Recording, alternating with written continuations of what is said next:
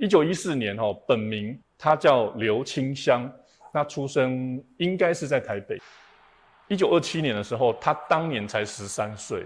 那13岁的纯纯呢，他就加入了一个团，叫做小凤园。1929年的时候，等于是说刘清香纯纯他就开始单飞了。他从小凤园这个团体，逐渐的去建造他个人的一个新的一个个人魅力。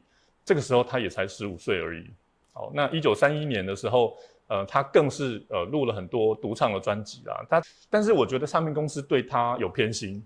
我必须要讲说，纯纯他有非常多的面貌当他在《桃花泣血记》《乌鸦挥棒春秋》这些歌曲走红的同时，他都还在录歌仔戏。他这两个身份呢，他就同时出现在他的生命里面。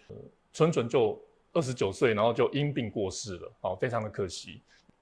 我发现呢，林太外老师发现了什么？订阅点亮大道城频道。